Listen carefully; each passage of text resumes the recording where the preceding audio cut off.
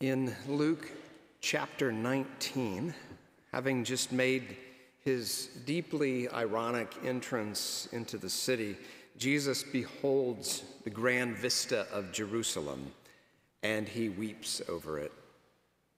As if speaking to the entire city, he says, "If you, even you, had only recognized on this day the things that make for peace, but now they are hidden from your eyes."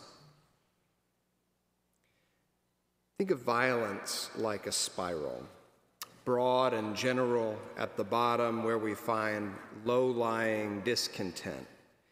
But the higher up you go, the faster and more intense it gets until we find finally it seems someone must take the blame. And then the cycle slows down, starts all over again. Jesus is a scapegoat at the top of that spiral. And the spilling of his blood brings an odd sensation of release to the crowds and to the authorities who placate the crowds by piercing his innocent flesh. Only be careful about externalizing the story.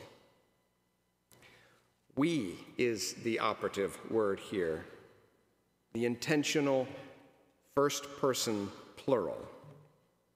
We all do this. We make scapegoats, even and sometimes especially out of the ones we love, or the great ones, the ones who defy understanding or definition. And then after the deed is done, we may even deny having known them as we warm ourselves beside the fire.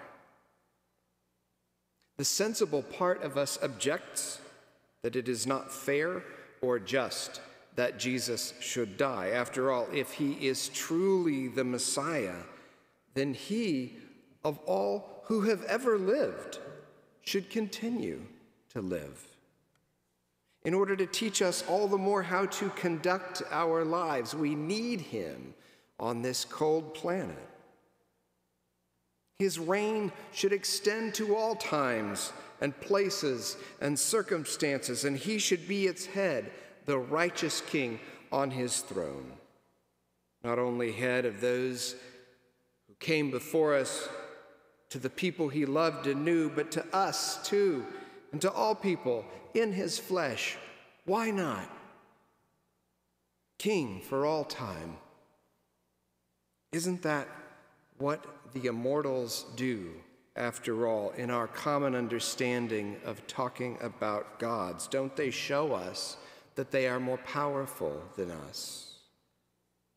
Isn't that essentially what Peter suggests on the Mount of the Transfiguration, that they stay there in glory and never come down? But that's not what happens. And again, it isn't just and it isn't fair. But the urge to put our blame onto something is irresistible. And we need to watch as that something is expelled and made to pay the price. The scapegoat, Jean Chevalier wrote, stands for the deep-seated human tendency to project one's own guilt upon someone else, thus appeasing one's own conscience, which always requires some victim to bear responsibility and punishment. We need not make anything more or less of it than that at this point. No time.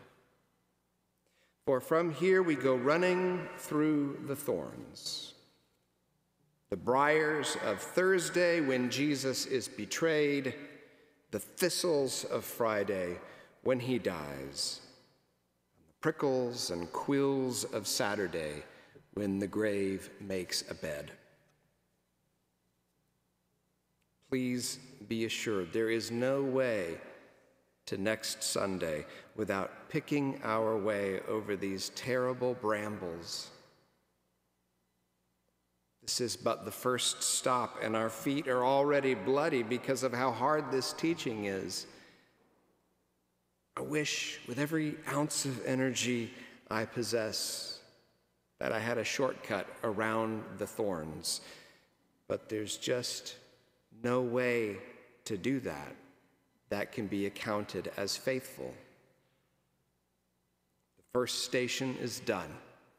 We all make scapegoats. Only let us acknowledge that with Christ as our reigning head, it need not be this way. It's never too late to learn the things that make for peace. The good news for today is found in our ability to clearly see and name these things so that they don't have to keep happening. We don't have to keep perpetuating a system of violence and ritual murder. Jesus' death exposes our need for violence, and it puts the lie to violence as any sort of cure for what ails us. It shows us the heart of the living God as a home for peace.